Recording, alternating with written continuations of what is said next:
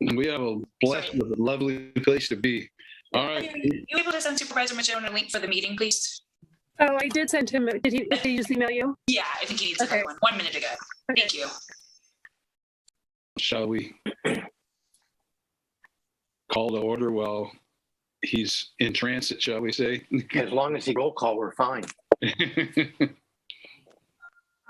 I have 4 o'clock. Okay, Stevie can call roll while I put Supervisor Madrone into the meeting. Okay. All right. Please.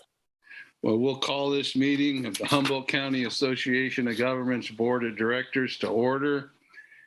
This meeting is held pursuant to AB 361 and the HCOG Board Resolution 21-24, which waives in-person public meetings as long as there is another means for the public to participate. And our first item of business is a roll call. All right, Mayor Jones, Here, Councilmember Burgell, Councilmember Avis, Present. Mayor Atkins Salazar, here, Councilmember Gordon Johnson, Here.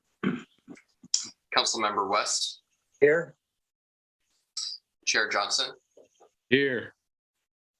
Pack Member Arroyo, here, Pack Member Allstrand. here.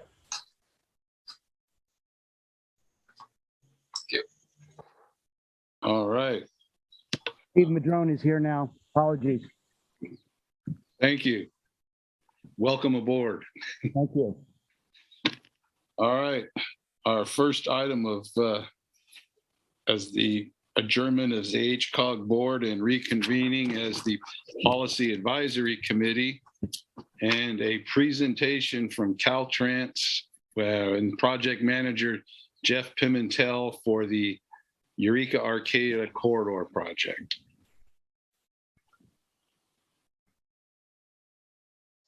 Good afternoon. Can you guys hear me all right? Yes. Can. All right, great. So anyway, thanks for having me. So just the latest update on the Indianola intercrossing. We're working on the repackaging and re-advertisement. Design is proceeding with Kleinfelder, our consultant, and our internal Caltrans team. Right now, our target date for delivery and final plans of the project is May 11th. There's some risk that may push a little bit later in May as the team is working on some final modeling analysis for the column supported and embankment portion of the project that we're doing furnishing the design for right now. So I plan to have some more updates with firmer information at that, probably at the next board meeting, as well as a cost estimate update, hopefully by the next meeting. I think at the last meeting, I did mention that we feel that there's some risk that the cost estimate may come in higher. Our structures estimate did come in about 35% higher than the original estimate, which was about $2.7 million more. But the other items we've yet to get an update on. As I mentioned, Kleinfelder's finishing their analyses, so they're right now determining exactly how long and the spacing that these concrete columns need to be under the embankment portions of the undercrossing, and we expect to have that information here within the next 2 to 3 weeks. So things are moving quickly right now. Team's aware of the urgency to get this out. We're really trying to ensure that we get a full 2023 construction season. At this point right now, the schedule's penciling out to show that we'd be re-advertising at some point in the fall after we deliver, and then having a contractor on board hopefully by the final part of the year. And unfortunately, that sounds like a long time from now, but if we deliver in May, we think that there could be a high likelihood that we may need to go to the CTC to request some amount of additional funds. I know, Beth, you were just in our meetings talking about that. We really have no kind of barometers to the magnitude of that, but to the positive, we did just discuss some of all the costs and unit items on all the other portion of the work, not related to the column support and embankment. And the bids previously had come in lower than our unit and unit costs on what we had estimated previously. And kind of the latest update I've gotten is that a lot of those bid items that maybe were a little on the conservative side are now more in line with where some of the current unit costs are showing with the economic conditions. And so I guess to the positive there is that we're maybe not seeing a big influence on a lot of the price increases on that, but nonetheless, fuel prices have gone up a lot. It's a long job. There's be a lot of fuel used by the contractors on this job just for their equipment and whatnot. Steel prices have gone up and just everything. So I'll have more information on that and plan to come to the next board meeting to update the board on that. And then switching gears over to the mitigation.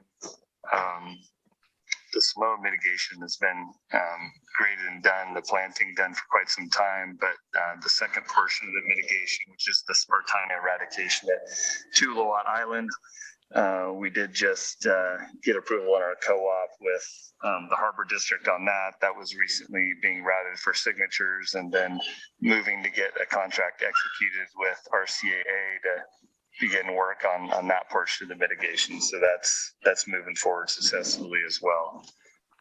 So anyway, that was my update. Like I said, I'll be back next month to give more information, but just like to check in with these and be sure you guys have the latest information. So with that, if anyone has any questions, Thank you for I'm that. here to answer them. Thank you for the update. And do anybody have a question or comment for Jeff? And does not appear so, but thank you for the update and where we're at. I appreciate that. Chair Johnson, I do see Councilmember Arroyo's hands up. I missed that one. Thank you. Go ahead there. Thank you. Sorry, I was having a little bit of an internet freeze, so I'm glad you you brought that up. Thank you, Beth.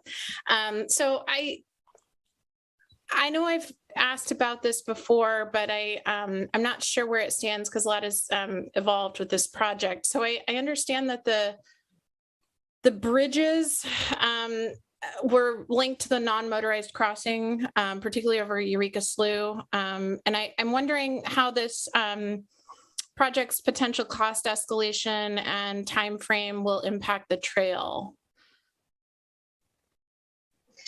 I'm sorry. So you mentioned first that with regards to, did you mention the Eureka Slu and non-motorized trails? Yeah, I was wondering, I mean, I know that at least the Humboldt Bay Trail project description talks about, in the last I heard, it included utilization of that crossing over Eureka Slu and the bridge enhancement there as part of the trail project. If that's changed, then I would stand corrected. But yeah, I just wondered, and I know that throughout the life of this project, it's been linked to the trail. So I'm curious how the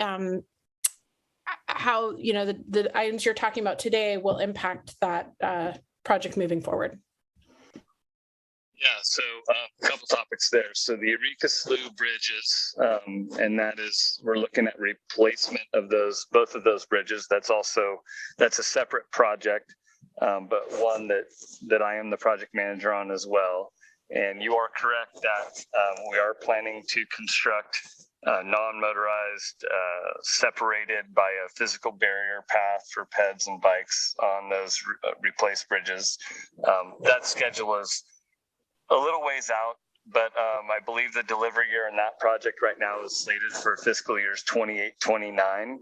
That's more driven by, it'll be a very intense, it'll be likely a environmental impact report and EIS in terms of like the level of environmental document, essentially kind of the level that we had with the Indianola undercrossing project. So the environmental timeline on that project is going to be a little extensive, but the schedule on that is more in line with trying to fit in a project of that magnitude and the funds that that project will need, and where those kind of fit in into the overall program for the department. So, but that is planning to include a separated path that will connect to Humboldt Bay Trail South. And as you mentioned, Humboldt Bay Trail South will be, the plan is that will be constructed. We'll use the old railroad trestle. And then with the development and construction of the Eureka Slu Bridge replacement project, we would connect into Humboldt Bay Trail South and bring that trail up onto the bridge, as well as have plans for how we manage and treat, peds and bikes to get on and off the bridges at, the various quadrants there north and south of the bridges. And then switching gears, but still related with regards to Indianola. Indianola has plans to construct a connection to Humboldt Bay Trail South from Indianola. So there will be a connection that will link that. So a cyclist on the trail would be able to travel on a paved path onto Indianola, and vice versa. If you're on Indianola, you have a paved path going underneath 101 once we have the undercrossing constructed, to be able to jump on the trail, then head north or south from there. So that is part of the plans for the project there as well.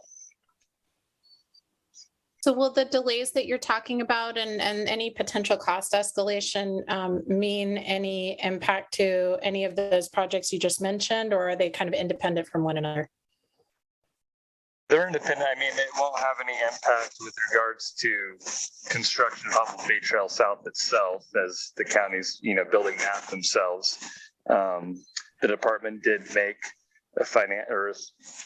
made financial contributions to the trail project, but that's not affected at all by that. That's out of a kind of a different program. And any cost increase in the project, I think that I don't have the dollars in front of me, but a simple short connection of Indianola to Humboldt Bay Trail South is a very, very, very, very small portion of the project in terms of cost. So being that that's something I know that Coastal is requiring from us, in terms of whether, if the question is, could that be on the chopping block or potentially reevaluated, I'd say the answer is no to that, but that'll definitely be a component of the project and is essential to it. Okay, thank you. Yeah, it's hard to tease apart for me some of the project elements and how they, I remember the piece about the Coastal Commission's decision being that, for the 101 corridor project to move forward, that the trail project had to move forward concurrently. So I don't know if that's an oversimplification of the facts, but anyway, I just wanted to make sure that, one wasn't jeopardizing the other. Yeah, well, and, to your point about, managing the schedules of each in terms of, because, Bay Trail South is going to be coming online, relatively soon. I don't have the schedule in front of me, but there'll no doubt need to be coordination in terms of our construction activities, those construction activities, to be sure that, everything's coordinated well in getting all the project scope constructed as it's intended to be. But we do have regular meetings with, Hank and Humboldt County through our oversight process that we have. And just, coordinating, being that the projects are adjacent to each other. So those conversations are happening, and both teams are aware, with their consultant GHD who's working on that. So, yeah, I think we'll have a positive outcome, but definitely appreciate those questions, and happy to have, I think, a positive answer to it. Thank you, Jeff. I really appreciate it. I'm always going to have questions about this one. And thanks for I love it. No, it's all good. Thank you. Keeps us on our toes. Big projects and a lot of work. Any other questions for Jeff? Okay. Seeing none, Next item is public comment on non-agenda items and reserved for public comments on matters which the PAC has jurisdiction but are not on this agenda. And those public comments would be limited to 3 minutes. And do we have any online now? We do have a caller. If you have questions on non-agenda items, now is the time to press *9 and raise your hand.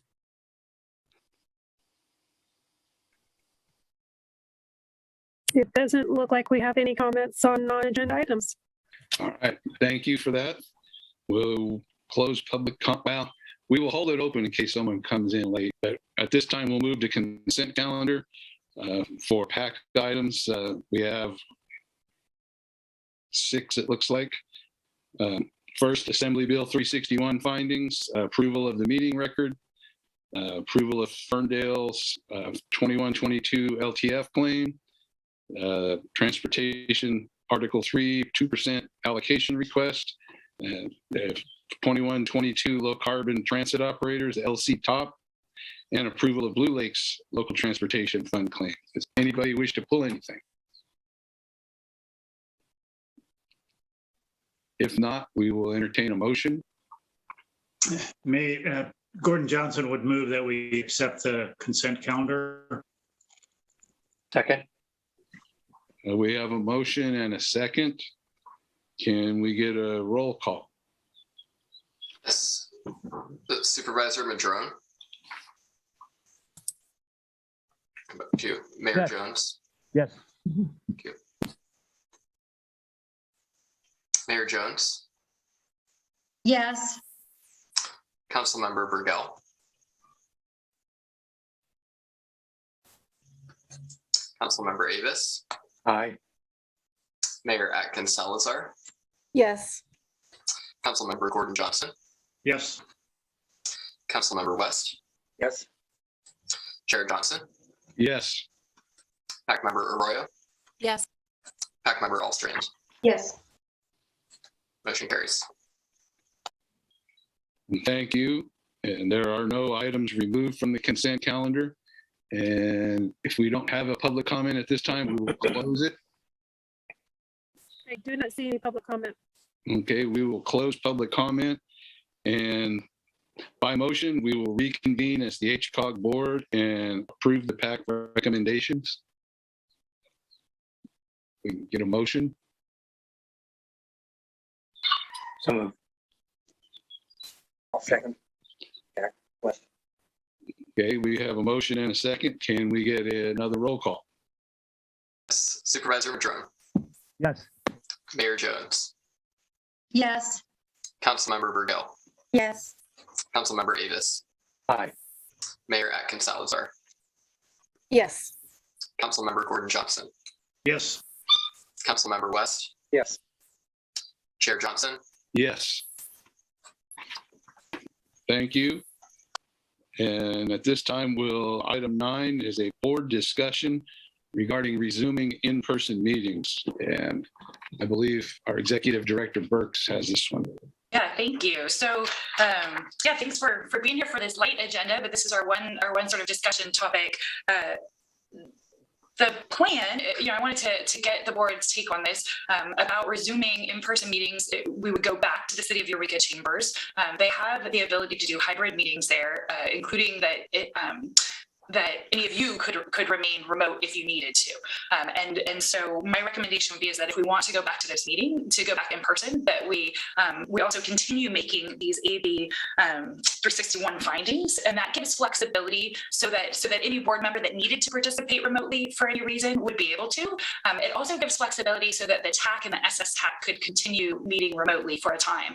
And I think that way, it doesn't require you to be all virtual, but I think it's really nice for the SS TAC and the TAC to have that flexibility for a little bit longer. We have members that would need to travel a really long way, especially on the TAC. We have people coming in from Orleans and Humboldt, and sometimes I think we get better participation. And I know that there also have been some concerns with some folks far away that aren't able to be vaccinated, and they've expressed concerns about coming in for meetings. So I think at this point, I'd like to hear from the board, but I'd say my recommendation is that, we go back to the hybrid meetings, and that at the same time, though, that the board would still every meeting consider consider making those AB 361 findings. And then just one other little update about the chambers of the city of Eureka. When we had looked into it before, we thought there might be some extra costs to have the city staff be with us when we do those meetings. They hadn't received all of the equipment yet, and so they weren't sure if they need to have like basically a technician present during our meetings.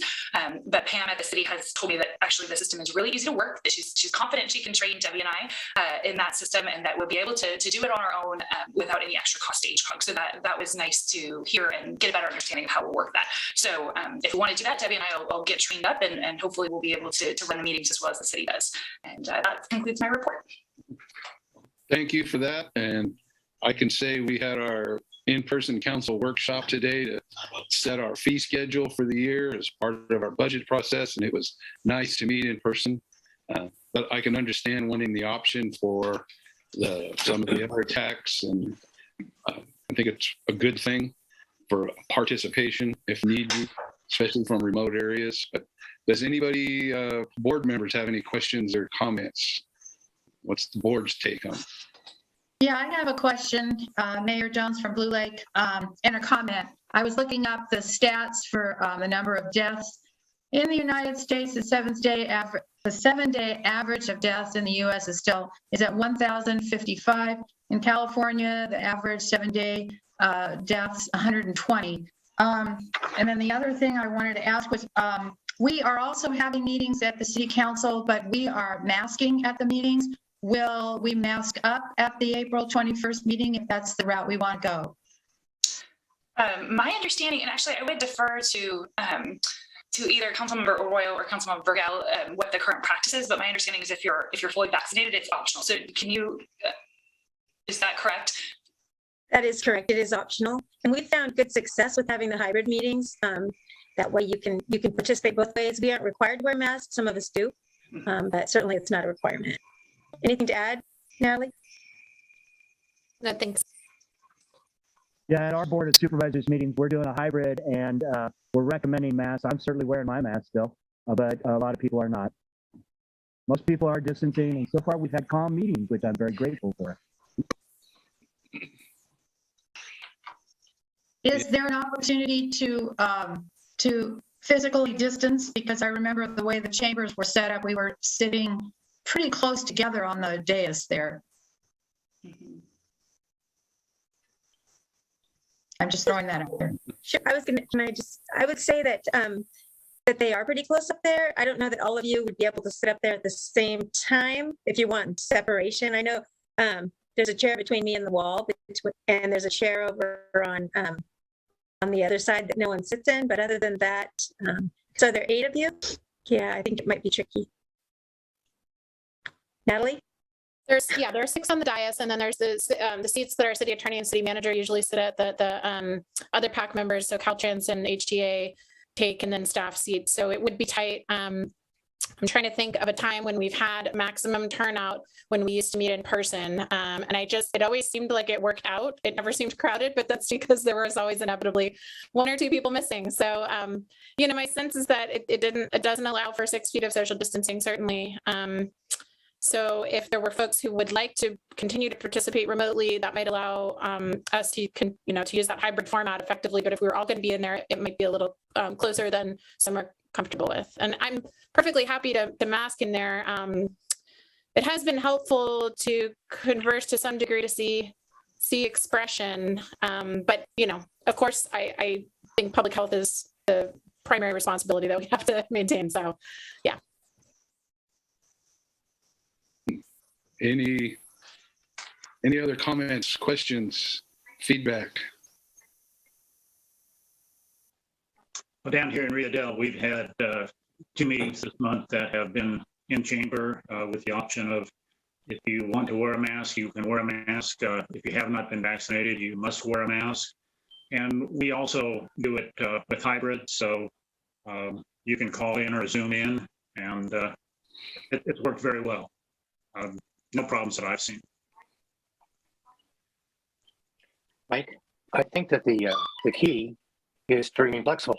There is a new variant that has popped up, another B variant, and they're not quite sure how virulent it is, but it's seeming to make a few antenna twitch. We don't know how contagious it is.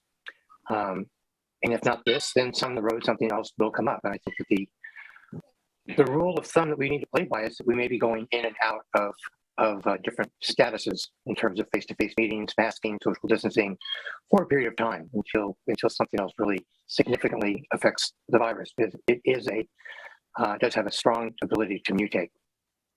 I heard a great explanation today about mask wearing from a government official who says that the government is very clear that we're going to get something else coming down the road. Nobody in Washington believes that we're over the hump.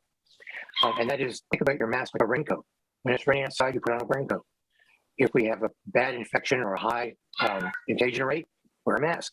If you feel comfortable that it's gotten low and you want to take your mask off, that makes sense too, for people who like to walk in the rain. So I think it's really a personal setup at this point with I think agencies should err on the side of caution for the protection of the public and for their members. I'll leave it at that. Thank you.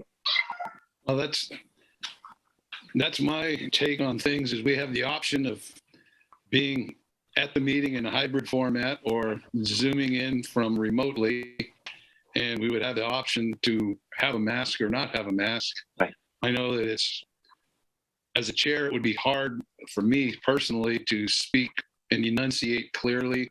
I also took notice that Council Member Arroyo feels like I do. It's hard to get emotion and intent from facial characteristics when you have a mask on. And so there's a lot of different nuances. But that is one of the benefits of Zoom, is that I can see your facial expression. I think you were speaking sarcastically there, in effect. No, I was serious, but not being. The other thing is that, Mike, that for those of us in the transportation arena, looking at our carbon footprint is also something that's important for people who come long distances. I know some folks have a 50-mile round trip or 100-mile round trip to attend certain meetings, and it's significant mileage that's being put on. So I think keeping the options available at the hybrid I'm very much in favor of that. I see, Supervisor Wilson Madrone. You get 2 for 1 here today.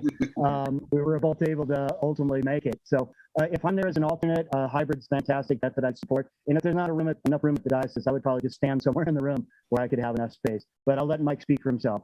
Yeah, I'm all right with that. And I feel like if you want to wear a mask, they can. I recommend the N95 if you're protecting yourself, and other masks if you're protecting others. And so, yeah, I'm good with whatever you think is moving forward. I'm supportive.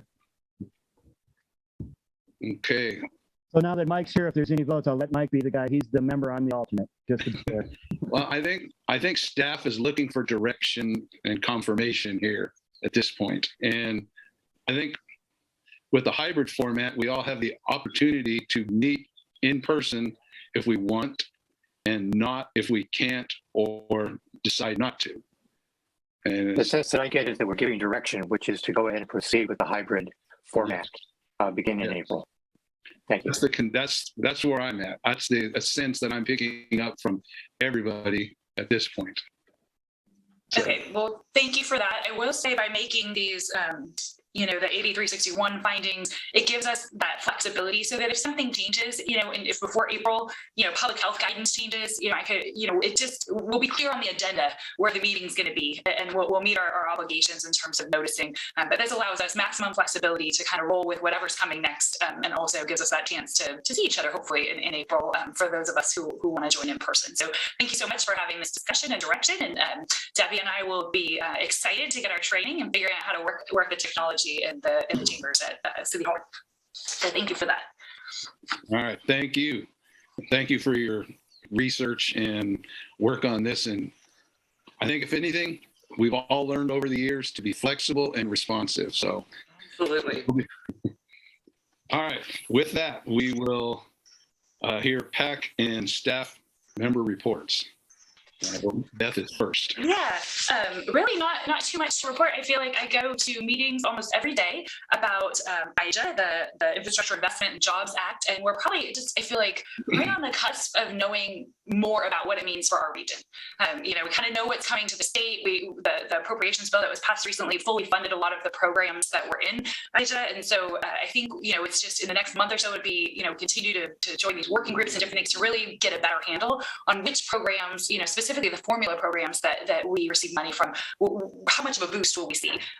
So I think we're soon to know more about that. What we know in the meantime is that a lot of the grant opportunities that are cyclical anyway, for example, the RAISE grant or the TRISA grant, which we've gone in on with Humboldt Transit Authority a couple of times just in the year since I've been here, we expect to see what will happen is those have bigger allotments. So and similarly, active transportation program is getting more funding than it had before. So I think it's a good time this year and certainly in the next couple of years to really, as a region, be thinking and as jurisdictions be thinking about what projects we want to bring forward because there will be, for this short time, likely more funding in those programs than there's been in a long time.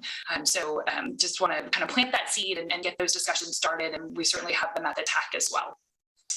The other news I will say is that our REAP grant, this was the Regional Early Action Planning this is the housing related grant that we got from HCD a while back. We have been waiting pretty much the entire time since I've worked at HCOG to get our contract back from HCD. It sort of went into some black hole. That happened just last week. So it's nearly, close to $1 million in funds, I think right around 800,000. And finally, we are getting access to that money to really start implementing the programs that we pitched in our grant. And so a good chunk of that money goes to Humboldt County for the Regional Climate Action Plan, and that is for the environmental review for that plan that all cities can tier off of, which should hopefully expedite permitting, and that's kind of the nexus to housing. So there's money set aside for that. There's money that each jurisdiction can access as sort of technical assistance. So we have this consultant bench idea, where if you have an ordinance that's related to increasing the speed at which you could see housing built in your jurisdiction, something like I think the typical example is always like an accessory dwelling unit ordinance, which I know a lot of jurisdictions have already adopted, but that's sort of the prime example of something like that. If there is money in there to work with a consultant to, for each jurisdiction to basically say, hey, give me a share of this, and I'd like to work with the consultant to get that ordinance in place or this program in place. So there's also some money set aside for required tasks, which is education and outreach. So UNA has been working with all of the city planning staff and a representative from the county staff as well to figure out what their needs are and how we want to spend that money. We've already put those sort of different items forward, and now we finally can actually do them because the money is going to be arriving. So we're excited about that, and looking forward to reporting more about actually getting money out there and the programs that the different jurisdictions are taking on. And I think that's kind of it for now. And I'll conclude my report. And if anybody has any questions, I'll be happy to take those. Any questions for Beth at this time? And don't see any. So we move to the Caltrans report. Right. Yep. Supervisor Madrone, looked like your hand. Wilson, I have a question for Beth. Does that money also include short-term rental ordinance help? I was just kind of wondering, because if it's housing related, it's going to take a long time for us to build ADUs in the same, loss that we've had from short-term rentals. Yeah, I think it could. We can double check on that. Yeah, I think, to study the impacts of vacation rentals and figure out how to limit that so that more permanent housing becomes available. I think anything that, has that nexus to housing that people can live in on a permanent basis, I think that it will be well suited in there. So definitely, that needs to kind of flow through the planning staff that are working with UNA and make sure that gets brought forward. But it could be. We had a report that this last year, the county got about $400,000 in Airbnb short-term rentals, basically, and that's about the cost of building one unit, right? And so, we've got a long ways to go in terms of having the ability to replace that in terms of housing stock. And so, I want to make sure that we consider loss of housing as important as building housing. And so, if someone could reach out on staff to John Ford and let him know that availability is there, that'd be great. Yeah. Yep. Okay, any other questions for Beth? And seeing none, now we'll move to Caltrans reports. Hi. Yeah, Beth had asked me to, excuse me, my voice, give an update on the US 101 299 off-ramp project and then the last chance grade. So I'm going to give some updates on that and then a couple of additional ones. If you've driven past the off ramp there, it's looking pretty good. The landscaping's in and all the contract work for the off ramp project is done except for some cleanup. So there's some removal of the construction entrance there at State Route 299, and then there'll be some strawing of that area, but pretty much done. Construction for the westbound 299 to northbound 101 US 101 entrance ramp begins in May 2023. So that would be Blue Lake traffic going to McKinleyville or Trinidad North. I'm going to actually go ahead and share my screen so that you can get a visual. Are you seeing that? Not, oh, there it is. Okay, great. So similar to the off-ramp project, the existing auxiliary lane was designed using previous standards. So this project will extend the auxiliary lane, giving. Can you blow that up a little bit larger so we can see more? Sure. Yeah, I hope it might lose some of its sharpness, but does that help? It looks good there. Okay. Wow, now it shrank again. Okay. I'll try one more, but there we go. So just it gives the oncoming drivers merging from 299 to 101 more opportunity to make better timed merges. So again, that construction set to begin in May 2023. Any questions before I move on to last chance grade? This is a presentation that project manager Damien Manioli gave at the District External Advisory Liaisons meeting, or DEAL. Just has some really great pictures that I wanted to show you guys. The team is on schedule and on budget to complete the environmental document phase in late 2025. The current critical steps are creating the project description, which involves refining and optimizing the 2 project alternatives, which we'll look at here. Here's the first project alternative F with the south portal. So bridge approach to the north portal, cross passages between bores, and open cut approach to the south portal. Space planning for tunnel operations and maintenance center, minimize visual impacts from the coastal trail. More on alternative F, alignment, adjust alignments to minimize impacts. And then the second alternative X, constructability meeting with the Caltrans construction. And as you can see here, it just kind of goes through some of the terrace walls and on either side, an end-to-end underground dewatering system, uphill terraced walls. So the key engagement steps include an open house, which will be held sometime this spring, and a mitigation working group rain start meeting likely to be held this August. And a little bit here more about that schedule.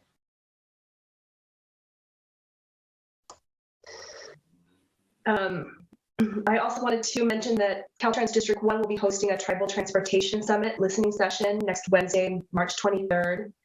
And I wanted to go through the exciting news about the Clean California Local Grant Program. There were 16 projects submitted to District 1, and 7 of those projects were selected for funding, and 4 of those 7 were in Humboldt County. 197,870 went to the City of Rio Dell for gateway beautification, and an additional 2.3 million to the City of Rio Dell for the Eel River Trail improvements. 5 million to the Hoopa Valley Tribe for the Hoopa 4 project, which includes debris removal, beautification, and enhanced community parks, and 903,000 to the Humboldt Bay Harbor District for beautification of the Humboldt Bay Peninsula. And also the governor has requested an additional $100 million for a second round of local project funding in the 2023-24 budget for this program. So there might be another chance for applicants that didn't receive an award this round. And also Caltrans is offering debrief meetings to applicants that didn't receive an award. And last, I wanted to mention that Caltrans District 1 recently submitted 2 state-sponsored non-shop pit project initiation document applications for 2 Humboldt County projects. The first is the Eureka Arcata Sea Level Rise project, and the second is Annie and Mary Trail Phase 2. So these are PIDs that are required by Caltrans before it can be programmed and proceed to the next phase of the project development. So we'll keep you posted on that. Are there any questions? I have one. 299 east of Salyer, where there's a lot of slope work and looks like some fire mitigation work. How long will that be proceeding, do you think? I don't have an answer for you today, but I can certainly follow up. Definitely. Okay, thank you. Sure. We usually make some motorcycle rides out 299 to Straw House and Weaverville, that area, and lately it hasn't been motorcycle friendly. I'll just say that. Yeah, I'll look into it and get back to you. Okay, thank you. Sure. Mike, this is Gordon Johnson, Rita Dell. I would like to add a couple things to the last chance grade report. And that is that during the environmental process, as Caltrans is kind of honing things in, they plan to bring in a contractor to help with the design. And this is not unusual on immense projects that are in the hundreds of millions or beyond that dollar amount. And that contractor ultimately may or may not be the contractor that does the construction of the project. Also, a couple things I'd like to add about alternate F, which is the tunnel. At the south portal, the Caltrans is adjusting the grade, lowering it 20 feet to stay out of Francisco melange type material, which is pretty fluid, and they just want a better, more stable entrance into the tunnel.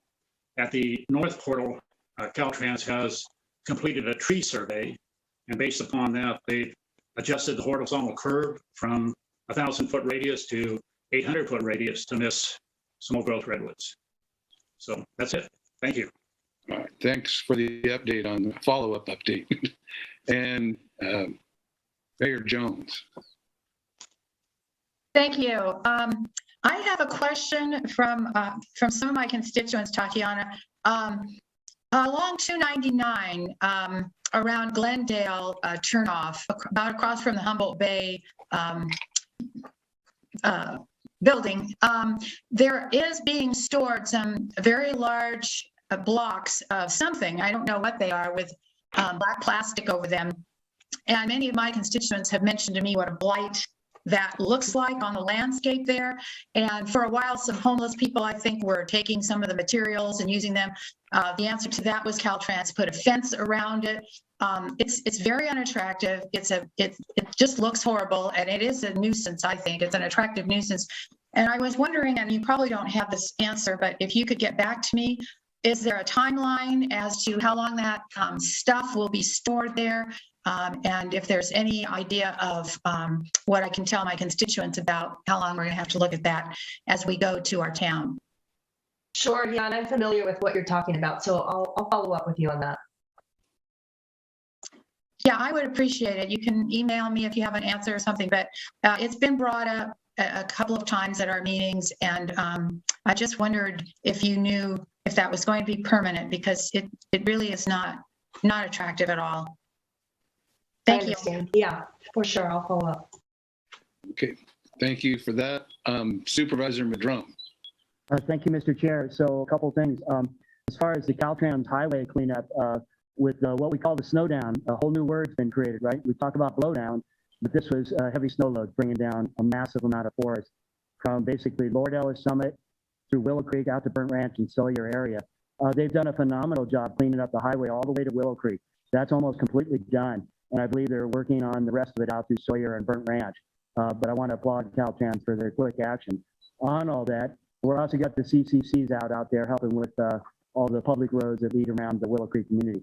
I wanted to put a thanks out to Julia Peterson with Caltrans for the Clean California program. She has, and staff working with her, have done a phenomenal job of outreach to create these free dump days, working with the various communities in Oric, Willow Creek, et cetera, to really start doing some really great projects like the funding to HOOPA and a lot of other communities for all the various projects. So thank you, Julia, for your incredible work.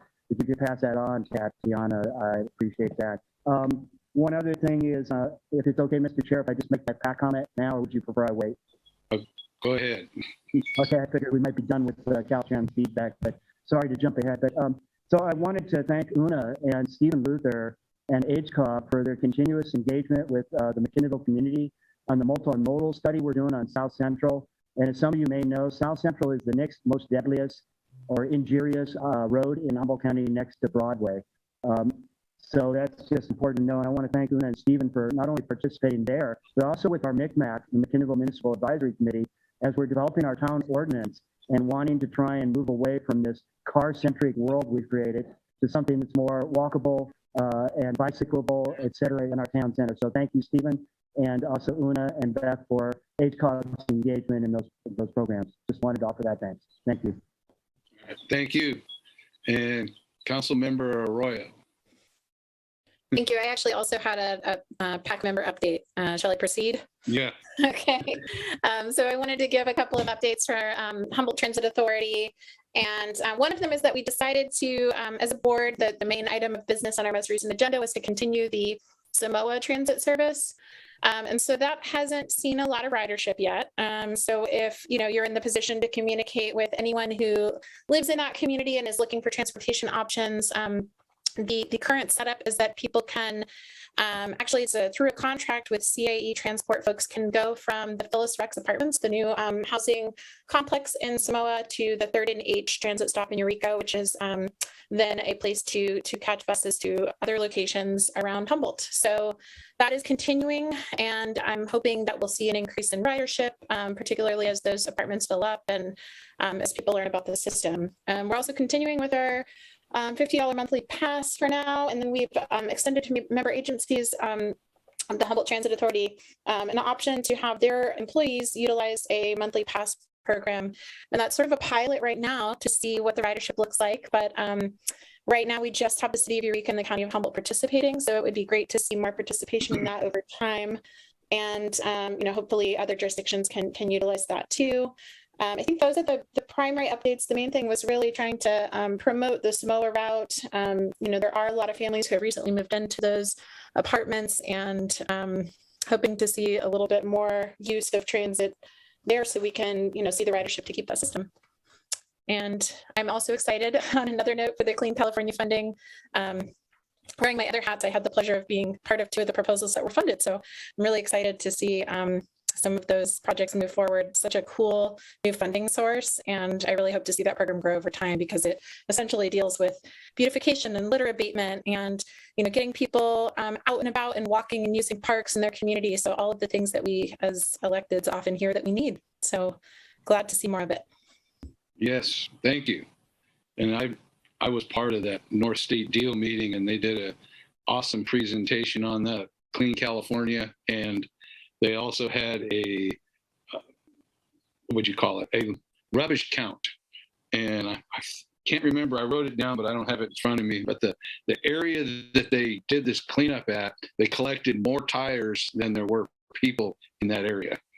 So it was crazy, but it took a lot of rubbish out of the environment. So any other comments, questions? Mayor Atkins Salazar.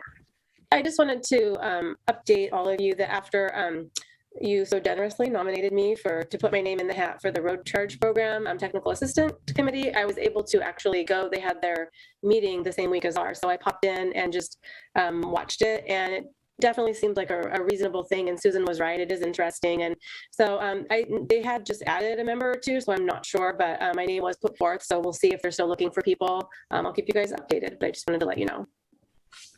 Thank you. And I'm glad you got to check in and be a part of it anyways.